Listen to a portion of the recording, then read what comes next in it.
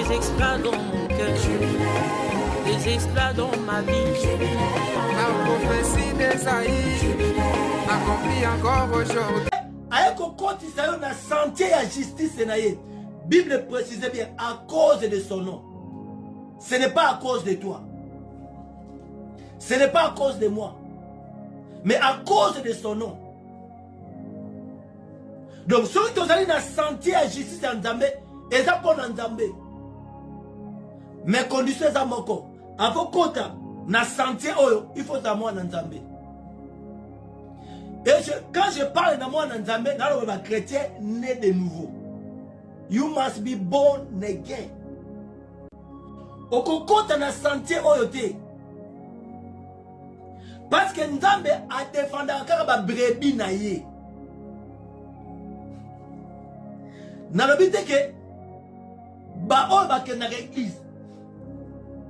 Na lobi te ke ba o ba saka ba live. Parce que tout le monde, surtout si vous êtes local, au col ba bien. Surtout moi na ou à l'université. Papa moi ça 5 ans à l'université. Ayebi ne ba saka presentation. Akobanda introduction, développement et conclusion. Okolo banayo bien.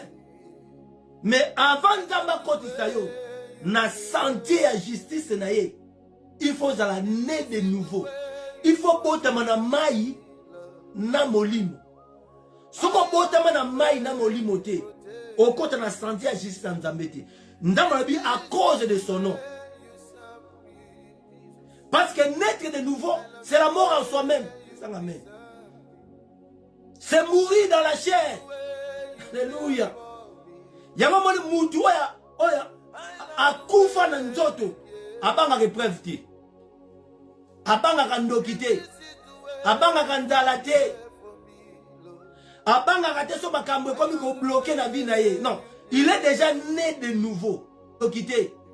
Abanga kanzala te.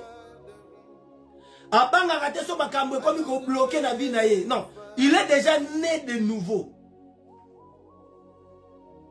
Oh yes, Abina Nicodème, tu dois contourner la première naissance. You must be born again. Frère Nicodème. Donc, ce qu'on botte mina sikate, au monde n'a pas konja likolote. Donc, pour entrer dans les sentiers de la justice de Dieu, tu dois naître de nouveau, mon frère. Sinon, you are wasting your time. Côté yate mutoko côté biso na santé Nzambe. Kosala ba life te mutoko côté biso na santé ya justice ya Nzambe. Écoutez, David Alobia, il me conduit dans les sentiers de la justice à cause de son nom. Il me conduit. Nazo conduit David, c'est l'Éternel. Vous voyez? Ce n'est pas l'agneau, ce n'est pas la brebis. C'est le berger qui conduit maintenant. Brebis na sentier ya justice na ye. Et Ndam a précisé à cause de son nom. Et Nzambe a coquille jamais qu'on défendre yo. Qu'on continue on nzela na ye. Ce qui obotama yasika. Et quand la Bible dit que tu dois être d'eau et d'esprit. L'eau dans la Bible typifie la parole. Nous devons naître de la parole. Frère. Yesu oto yami lelo. Asa esprit ya mona na te. Yesu oto yami lelo. Asa souffle liloba na ye. Soko niye liloba na Nzambe, o niye Yesu. Soko boyi likomi moko ya Nzambe, o boyi Yesu. Obotemi asikate. Alors bien Nicodème a dit soko botemi asikate.